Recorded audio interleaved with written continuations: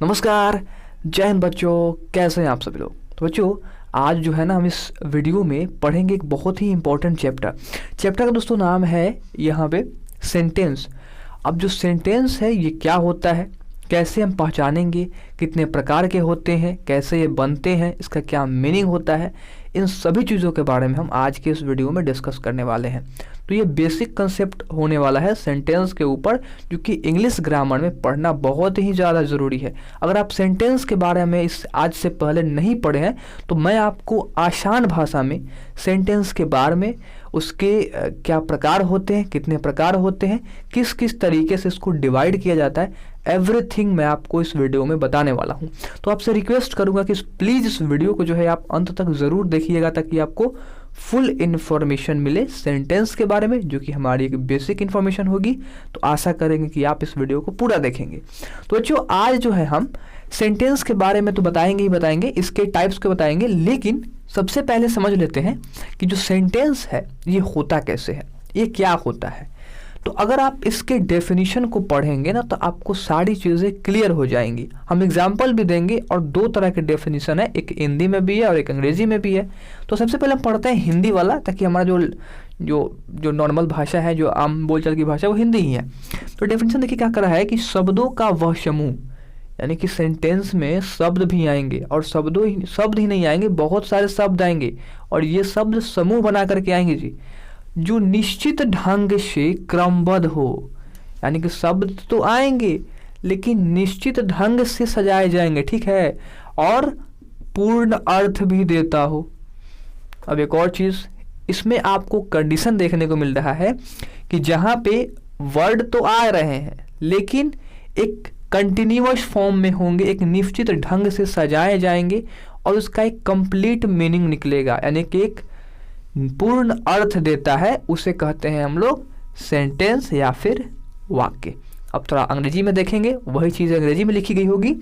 और sentence is a group of word. Sentence क्या है जी?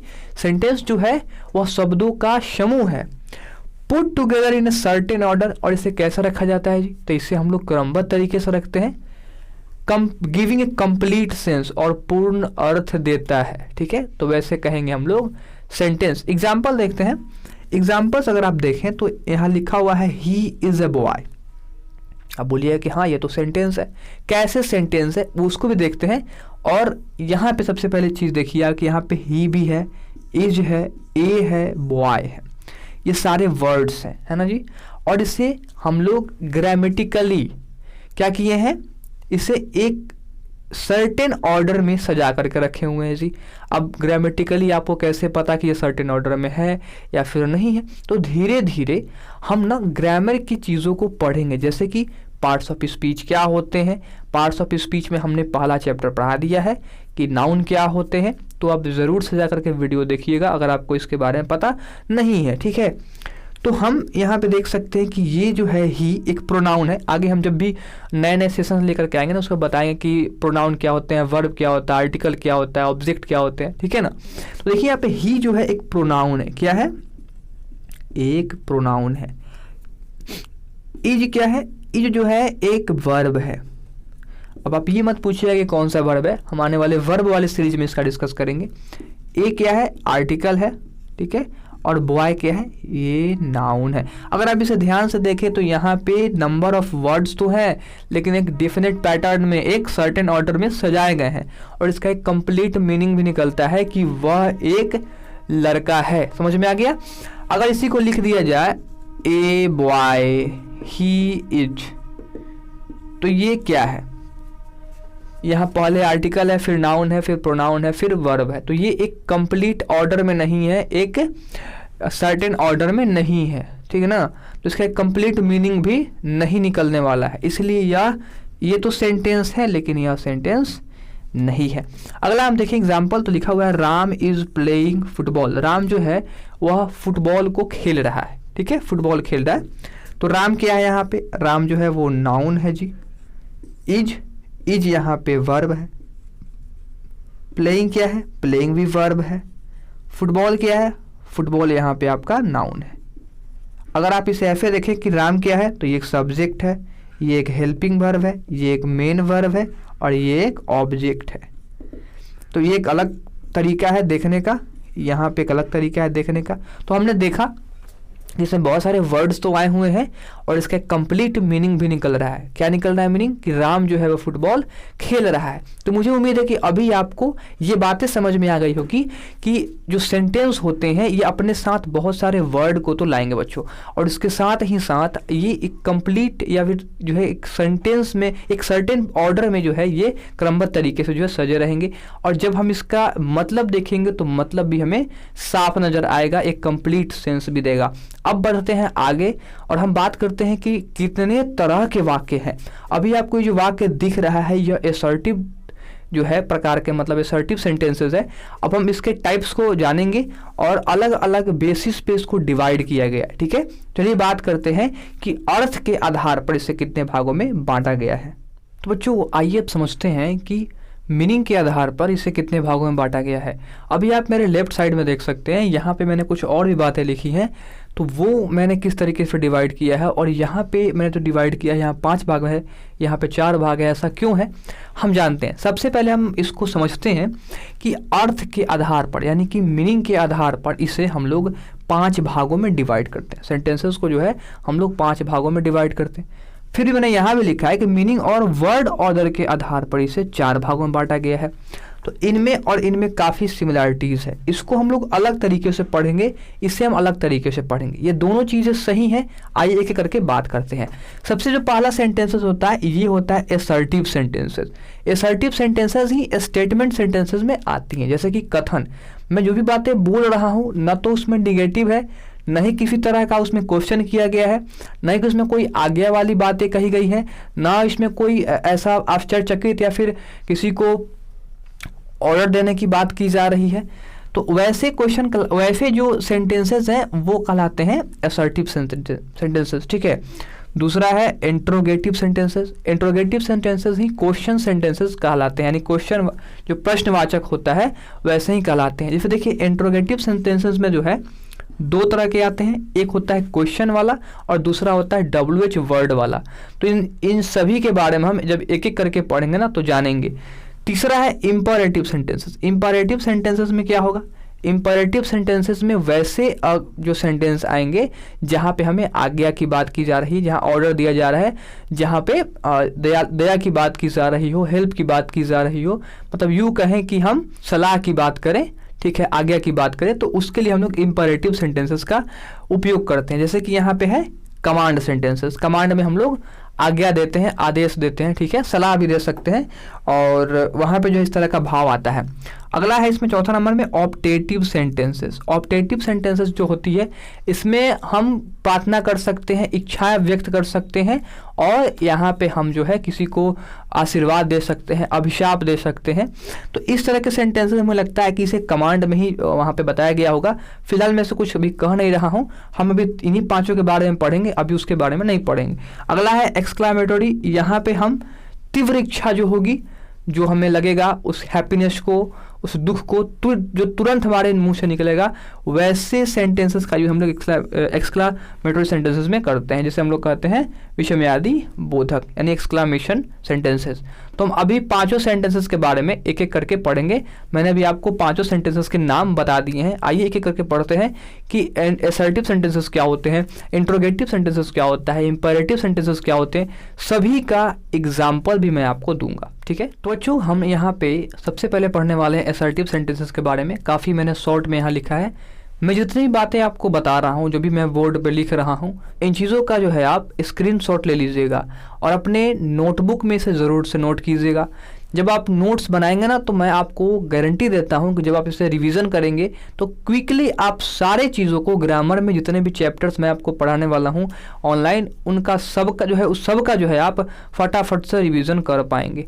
हाँ, एक और बात मैं आपसे कहना चाहूँगा कि अगर आप हमारे टेलीग्राम जो है चैनल पर नहीं ज्वाइन किए हैं तो प्लीज़ जाकर के ज़रूर से ज्वाइन कर लीजिएगा। वहाँ मैं आपको PDF नोट्स वगैरह प्रोवाइड कराता हूँ और वहीं पे आपको जो है सारे वीडियोस का लिंक भी मिल जाएगा देखने के लिए। ठीक है, तो कोई वीडियो अगर आपसे मिस हो जाए तो वहाँ आप ज़रूर से चेकआउट कीजिएगा, लिंक आपको मिल जाएगा, देख लीजिएगा। ठीक है, तो सबसे पहली चीज़ असर्टिव सेंटेंसेस, जिसे हम लोग कहते हैं कथन।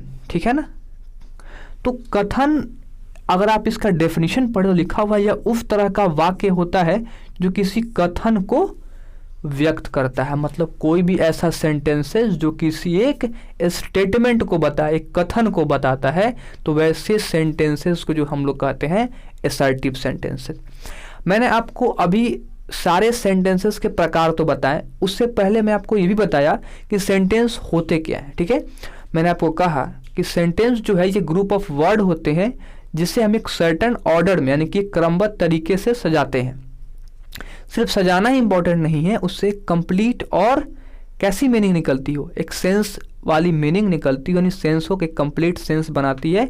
तो वैसे जो यहाँ पे ग्रुप ऑफ वर्ड्स होंगे वो कहलाएंगे सेंटेंसेस। अब देखिए, जरूरी नहीं है कि ग्रुप ऑफ वर्ड्स ही होंगे तो सेंटेंसेस बनेंगे, एक वर्ड से भी सेंटेंसेस बनाया जा सकता है। जैसे कि मैं आपको फिर एक अलग से एग्जांपल दे रहा हूँ, वह असर्टिव में नहीं है, मैं आपको समझाने के लिए डू और एक डॉट, ये जो डॉट आपको दिख रहा है बेसिकली क्या है, इसे कहते हैं हम लोग फुल स्टॉप। ठीक है, डू का मतलब क्या होता है, करो। ठीक है, सिट डाउन, बैठ जाओ, सिट और डाउन ये दो वर्ड है और दो वर्ड से क्या बन गया, एक सेंटेंसेस बन गया। ठीक है, तो हालांकि ये इंपेरेटिव सेंटेंसेस में आएंगे, तो हम जब पढ़ेंगे इंपेरेटिव तो उस समय इसकी बातें करेंगे। ठीक है, तो अभी समझते हैं हम लोग असर्टिव सेंटेंसेस। असर्टिव सेंटेंसेस क्या होते हैं, वैसे सेंटेंसेस जो किसी कथन को बताता हो।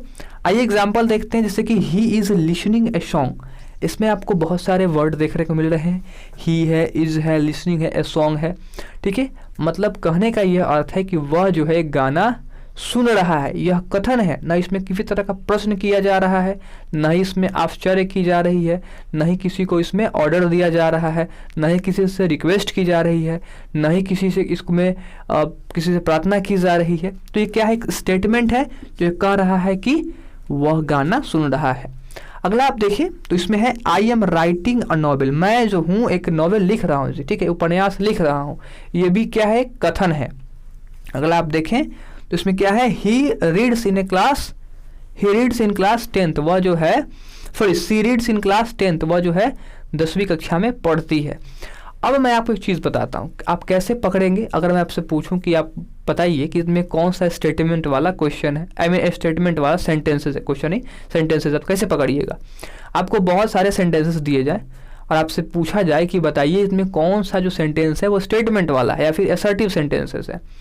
तो इसका आपको एक टेक्निक बताता हूँ। टेक्निक क्या है, बेसिकली पहचानने का एक तरीका है, ही, आई और सी। अगर आप स्टार्टिंग में देखें तो ये सब्जेक्ट के रूप में आया हुआ है। ठीक है, इससे पहले और भी कुछ नहीं है।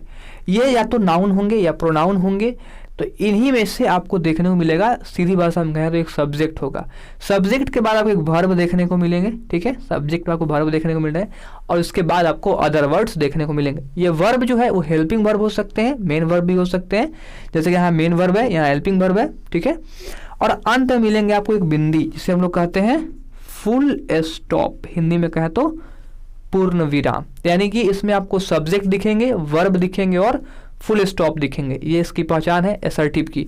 आइए हम बात करते हैं इंट्रोगेटिव सेंटेंसेस की। इंट्रोगेटिव सेंटेंसेस क्या होते हैं और ये कितने प्रकार के होते हैं। तो आइए पढ़ते हैं हम लोग इंट्रोगेटिव सेंटेंसेस क्या होते हैं और कुछ एग्जाम्पल भी देखेंगे। देखिए, इंट्रोगेटिव सेंटेंसेस में कहता है यह है कि जिस तरह के वाक्य से कोई प्रश्न किया जाता है वह इंट्रोगेटिव सेंटेंसेस कहलाते हैं। वैसा वाक्य जिससे कोई प्रश्न किया जाए, ठीक है, ऐसा वाक्य जिससे कोई प्रश्न किया जाए तो वैसे वाक्य क्या कहलाते हैं, इंट्रोगेटिव सेंटेंसेस में आते हैं। एग्जाम्पल अगर आप देखें तो यहाँ पहला एग्जाम्पल आपको देखने को मिलेगा, आर यू ए गर्ल, क्या आप लड़की हैं? नहीं, मैं लड़की नहीं हूँ। No, I am not a girl. दूसरा जो है क्वेश्चन है, व्हाट आर यू रीडिंग, आप क्या पढ़ रहे हैं? ठीक है, तो जो भी आप पढ़ रहे हैं उसके बारे में बताइए। तो यहाँ पे अगर आप देखेंगे तो दो तरह की चीज़ें आएंगी कि क्या आप लड़की हैं, तो आप कहिएगा कि यस, अगर आप लड़की हैं तो यस, अगर आप लड़का हैं तो नो। यानी कि इसमें यस नो क्वेश्चन वाला भी सेंटेंसेस आता है, यानी इंट्रोगेटिव सेंटेंसेस को हम लोग यस नो क्वेश्चन भी कहते हैं, यस नो क्वेश्चन सेंटेंसेस। ठीक है, यहाँ पर सबसे पहली चीज़। दूसरी बात ये देखिए, इसमें पहले आया हुआ है वाट। वाट क्या है? व्हाट क्या है, ये एक इंट्रोगेटिव वर्ड है जिसे हम लोग WH वर्ड के नाम से जानते हैं। अब WH क्यों कहा जाता है मैं आपको बताता हूँ। इसे हम लोग इंट्रोगेटिव वर्ड कहते हैं। पहला जो है ये है हमारा एक्सिलरी वर्ब, इसे हम लोग हेल्पिंग वर्ब भी कहते हैं। तो कुछ जो इंट्रोगेटिव सेंटेंसेस होंगे वो हेल्पिंग वर्ब से स्टार्ट होंगे, लेकिन कुछ जो इंट्रोगेटिव सेंटेंसेस होंगे जो कि हमारा WH वर्ड जिसे हम लोग इंट्रोगेटिव वर्ड कहते हैं उससे स्टार्ट होंगे। इससे साफ जाहिर होता है कि इंट्रोगेटिव सेंटेंसेस में दो तरह की चीज़ें आती हैं, जहां पे एक तो एक्सिलरी वर्ब यानी कि हेल्पिंग वर्ब से स्टार्ट होती है सेंटेंसेस, और अंत में आप सभी में देखेंगे कि क्वेश्चन मार्क दिया गया। सभी में आपको अंत में क्वेश्चन मार्क देखने को, यहाँ छूट गया था, दे दीजिए, क्वेश्चन मार्क देखने को मिलेगा, ठीक है ना। तो सबसे पहली चीज़ की ये जो है यस नो क्वेश्चन होंगे। तो यस नो क्वेश्चन कैसा होगा, जहाँ पे एक्सिलरी वर्ब स्टार्ट में आएगा और जिससे आप, जैसे मान लीजिए कि यहाँ पूछा are you a girl, are you a boy, ठीक है। अगर यहाँ पूछ दिया जाए कि यहाँ पे इज सी लर्निंग, क्या वह सीख रही है, सीख रही है, तो आप बोलिएगा कि अगर सीख रही होगी तो हाँ, और नहीं सीख रही होगी तो नहीं। तो is she learning, no she is not learning, या फिर इज ही लर्निंग या इज ही रीडिंग, कुछ भी ऐसा चीज़ है जहाँ पे आपको यस और नो वाली फीलिंग आएगी कि हाँ क्वेश्चन तो किया हुआ है, तो यहाँ पे जो जवाब है वो यस और नो में दे करके कंप्लीट किया जा सकता है। तो वैसे कहलाते हैं यस नो क्वेश्चन सेंटेंसेस। और जहाँ पे आपको पूरा बखान करना पड़े, जैसे कि व्हाट आर यू रीडिंग, आप क्या पढ़ रहे हैं, यस, व्हाट मीन्स यस, यहाँ यस का कोई ऑप्शन, नो कोई ज़रूरत नहीं है, और यहाँ पे कोई मीनिंग भी नहीं निकलने वाला है। तो इसका मतलब है कि यहाँ आपको पूरा कहना पड़ेगा कि यस, यस नहीं मतलब जो भी आप कर रहे हैं, जो भी आपके बारे में पूछा जा रहा है कि आप क्या पढ़ रहे हैं या आप क्या खा रहे हैं, आपकी, ये सिर्फ क्या नहीं, इसके कुछ इंट्रोगेटिव वर्ड है, मैं आपको अभी लिखवा देता हूँ, उसका हिंदी बता देता हूँ, आप जान जाइए, समझ जाइए, सारी चीज़ें बहुत ही आसान हो जाएंगी, ठीक है। तो यहाँ पे ध्यान दीजिएगा, मैंने कुछ इंट्रोगेटिव वर्ड्स लिखे हुए हैं, ठीक है। जैसा कि मैंने अभी आपको बताया कि इंट्रोगेटिव सेंटेंसेस में या तो जो सेंटेंस है वो एक्सिलरी वर्ब से स्टार्ट होगा या फिर इंट्रोगेटिव वर्ड से स्टार्ट होगा। यहाँ पे कम से कम 3, 3, 6 और 3, 9 जो है इंट्रोगेटिव वर्ड है, और यही इंट्रोगेटिव वर्ड सेंटेंस में अधिकतर बार आपको देखने को मिलते हैं। मैंने सभी का यहाँ पे हिंदी मतलब भी लिखा हुआ है। जैसे देखिए, हु का मतलब होता है कौन, हुम का मतलब होता है किसे या फिर किसको, हुज का मतलब होता है किसका, विच का मतलब होता है कौन सा, व्हाट का मतलब होता है क्या, वेयर का मतलब होता है कहाँ, वेन का मतलब होता है कब, हाउ का मतलब होता है कैसे, और वाई का मतलब होता है क्यों। इन सारे इंट्रोगेटिव वर्ड का मैंने मीनिंग जो लिखा हुआ है, इसे अगर आप ध्यान से देखेंगे तो आपको समझ में आएगा कि ये कहीं ना कहीं प्रश्न ही कर रहे हैं, ठीक है ना। अब मैंने आपको स्टार्टिंग बताया था कि इसे WH वर्ड्स कहते हैं। अब WH कहने का मतलब क्या है, इसे शॉर्ट में लोग WH वर्ड कहते हैं। बेसिकली इसका नाम इंट्रोगेटिव वर्ड है। इन सभी के जितने भी वर्ड मैंने लिखा है, इन सभी में W और H ये जो वर्ड है वो कॉमन है। जैसे देखिए, who WH, whom WH, whose WH, which WH, what WH, where WH, when WH। अब बोलिएगा कि हाउ, तो W और H हो गया, वाई WH। तो इस तरीके से W और H जो है ये लेटर कॉमन है इन सारे वर्ड्स में, इसीलिए हम इसे WH वर्ड या फिर इंट्रोगेटिव वर्ड कहते हैं। मुझे उम्मीद है कि आपको ये इंट्रोगेटिव वर्ड समझ में आया हो गया, और इस तरह के सेंटेंसेस जो है, इस तरह के जो वर्ड है वो सेंटेंसेस में, इंट्रोगेटिव सेंटेंसेस में यूज़ किए जाते हैं। आइए हम बढ़ते हैं अगले टाइप्स के, अगले काइंड्स ऑफ सेंटेंसेस के बारे में। तो बच्चों अब हम समझते हैं इंपरेटिव सेंटेंसेस के बारे में। इसका एग्जाम्पल देखेंगे और कैसे पकड़ते हैं इसे, ये भी जानेंगे। पकड़ने का मतलब सेंटेंसेस के बहुत सारे यहाँ पे टाइप होते हैं, मैंने अभी आपको बता दिया। और कैसे हम जानेंगे कि ये जो सेंटेंसेस लिखा हुआ है, यह पांचों सेंटेंसेस में, पांचों प्रकार के सेंटेंसेस में यह किस टाइप का है। अब देखिए, ये कह रहा है इंपेरेटिव जो सेंटेंसेस है, ये कह रहा है कि यह उस तरह के वाक्य होते हैं जिनमें या तो आज्ञा की बात की जाएगी, या सलाह की बात की जाएगी, या फिर अनुरोध की बात की जाएगी, ठीक है। इस तरह का जो भाव प्रकट होता है जिस सेंटेंसेस में, उस तरह के उस सेंटेंसेस को हम लोग कहते हैं ये एक इंपेरेटिव सेंटेंसेस है। एग्जाम्पल देखेंगे तो यहाँ पे कह रहा है कि please help me, please help me, मुझे मदद कीजिए, प्लीज़ हेल्प मी। इसका मतलब ये क्या कह रहा है, ये मदद मांग रहा है, यानी कि इसमें जो है अनुरोध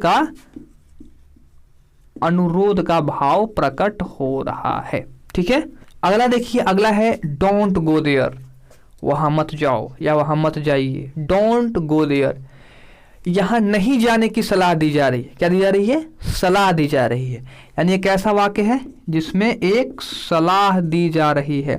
अगला है गो अहेड, आगे बढ़ो। गो अहेड यानी कि आगे बढ़ो, इसमें कमांड दिया जा रहा है, यानी कि इसमें आज्ञा दिया जा रहा है कि आगे बढ़ो। गो देयर, वहां जाओ। सिट डाउन, बैठ जाओ। ठीक है, स्टैंड अप, खड़े हो जाओ। ये तरह के जो सेंटेंसेस है, ये इंपेरेटिव सेंटेंसेस के अंतर्गत आते हैं। देखिए दोस्तों, मैंने आपको असर्टिव के बारे में बताया कि कैसे पकड़ेंगे। मैंने आपको कहा कि वहां पे एक सब्जेक्ट होगा, सब्जेक्ट के बाद वर्ब होगा और अदर वर्ड होंगे, यानी इस कुछ सीक्वेंस में सजा होगा सब्जेक्ट, वर्ब और ऑब्जेक्ट में। यहाँ पे मैंने आपको बताया कि इंट्रोगेटिव में कैसे होंगे। इंट्रोगेटिव में या तो इंट्रोगेटिव वर्ड होंगे या फिर एक्सिलरी वर्ब होंगे।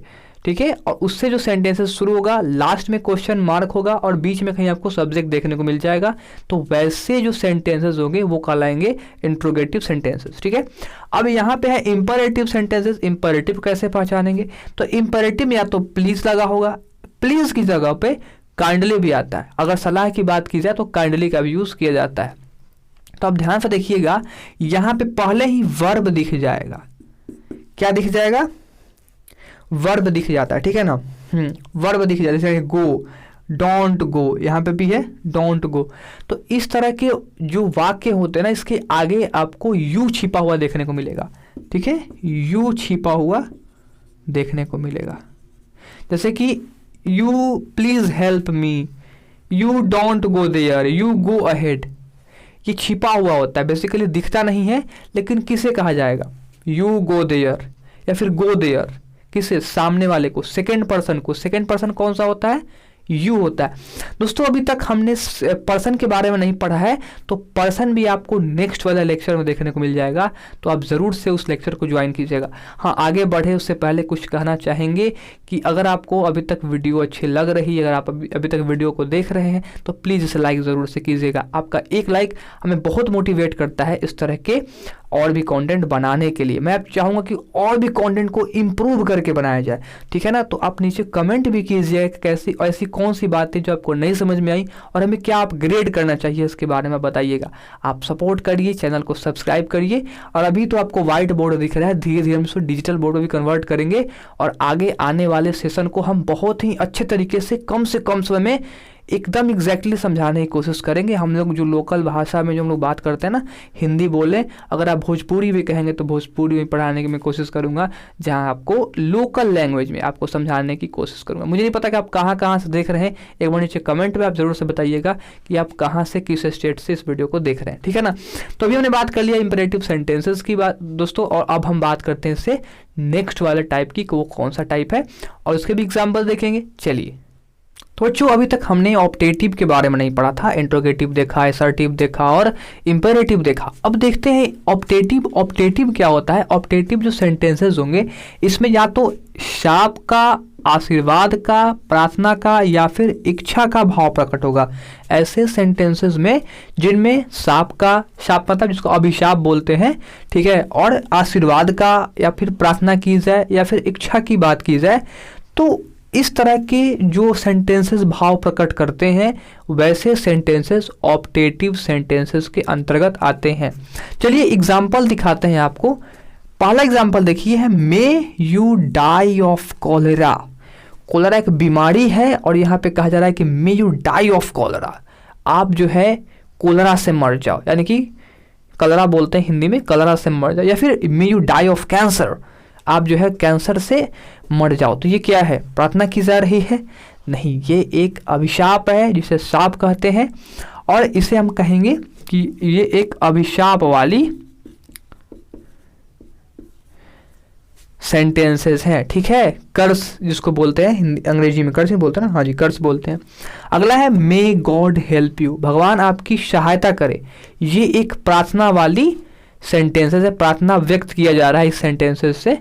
तो देखेंगे आप कि इसमें या तो अभिशाप है या तो प्रार्थना की जा रही है। इसमें प्रार्थना की जा रही है कि भगवान जो है आपकी मदद करे। अगला देखिए, अगला सेंटेंस है गॉड ब्लेस यू। आपने अक्सर बड़ों से सुना होगा गॉड ब्लेस यू बेटा, गॉड ब्लेस यू मतलब आप जो है आप गॉड ब्लेस यू, भगवान का आशीर्वाद आपके ऊपर रहेगा। तो ये क्या है, एक आशीर्वाद दी जा रही है। तो इस तरह के जो है सेंटेंसेस कहलाते हैं आशीर्वाद वाले, भाव प्रकट वाले सेंटेंसेस। या तो प्रार्थना प्रकट करेंगे या फिर अभिशाप प्रकट करेंगे, इच्छा भी किया जा सकता है। तो ध्यान दीजिएगा, इसमें लगभग में तो है, लेकिन इसमें में नहीं है। ठीक है, इसका मतलब इस तरह के सेंटेंसेस में मे का इस्तेमाल होता है, लेकिन कुछ में मे का इस्तेमाल नहीं होता है। तो कैसे पकड़ेंगे कि ये ऑप्टेटिव सेंटेंसेस है या फिर नहीं है। ठीक है, तो यहाँ आप देखिए कि यहाँ पे एक साइन बना हुआ है। जैसे कि हमने एसआरटी में देखा था कि फुल स्टॉप होता है, फिर हमने इंट्रोगेटिव में देखा कि एक क्वेश्चन मार्क होता है, फिर हमने देखा कि इसमें इंपेरेटिव में फुल स्टॉप था, लेकिन इसमें एक अलग सा चिन्ह है जो कि कुछ इस तरीके से, इसे कहते हैं एक्सक्लामेशन साइन। ठीक है, तो ये जो एक्सक्लामेशन साइन है ये ऑप्टेटिव में आता है और एक्सक्लामेटरी सेंटेंसेस में भी आता है। तो एक्सक्लामेटरी सेंटेंसेस हम इसके बाद पढ़ेंगे। इसमें आप कैसे पकड़ेंगे कि ये जो है ऑप्टेटिव है या फिर इंपेरेटिव है। तो सबसे पहली चीज़ यहीं से पकड़ा जाएगा जी, या तो ये एक्सक्लामेटरी होगा, ऐसा साइन आएगा तो, या फिर ऑप्टेटिव होगा। तो दो ही आ गया ना पहचान यहाँ पे, या तो ये ऑप्टेटिव होगा या फिर एक्सक्लामेटरी होगा।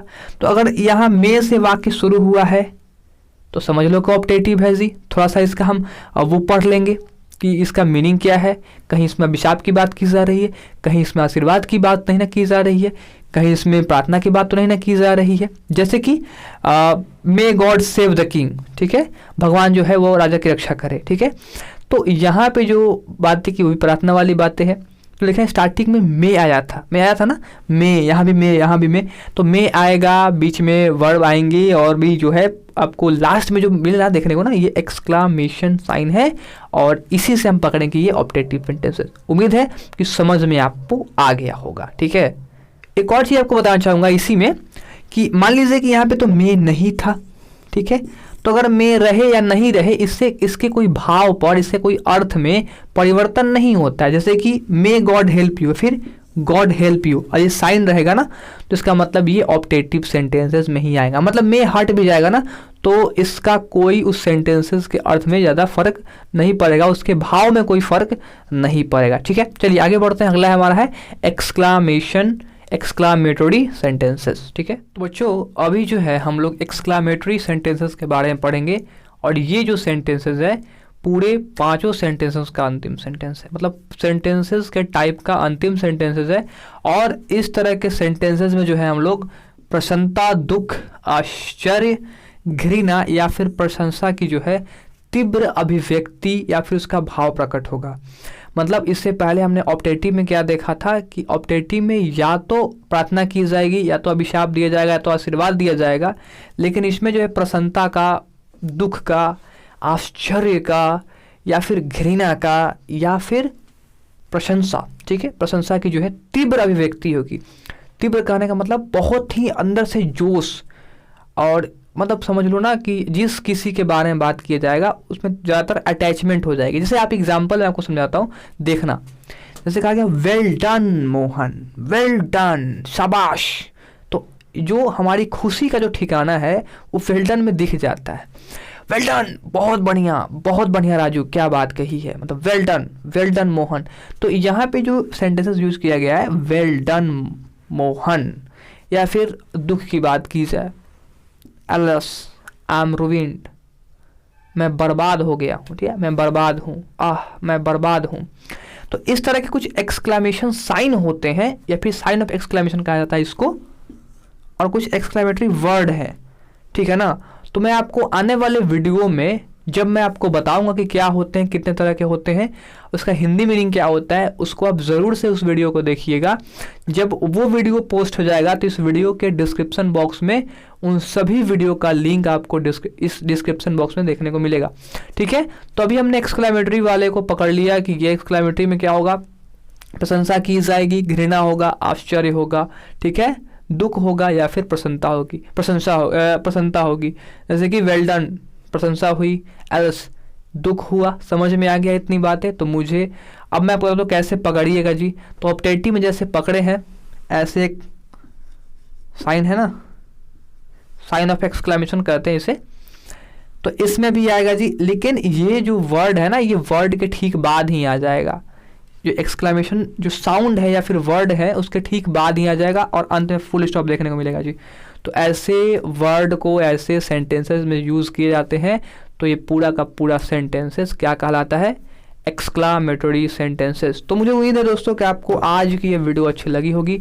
वीडियो अगर आपको अच्छी लगी है तो प्लीज़ इसे लाइक कीजिए, शेयर कीजिए अपने दोस्तों के साथ। अगर आपको और भी वीडियो देखना है डिस्क्रिप्शन बॉक्स में जाइए, आपको और भी वीडियोज़ का लिंक मिल जाएगा। प्लेलिस्ट आप ज़रूर से चेक करें। अगर आप साइंस के स्टूडेंट हैं तो आप हमारे पहले वाले चैनल शर्मा जी एजुकेशन पर विजिट कर सकते हैं, जहां क्लास 9th और 10th की लेक्चर वीडियोस अपलोड धीरे धीरे की जा रही है। वहां जुड़िए। चैनल पसंद आए, वीडियो अच्छी लगी तो शेयर कीजिए, लाइक कीजिए और चैनल को सब्सक्राइब भी ज़रूर से कीजिएगा। मैं मिलता हूँ आपसे अगली वीडियो में। फिलहाल इस वीडियो में इतना ही। नमस्कार, जय हिंद बच्चों।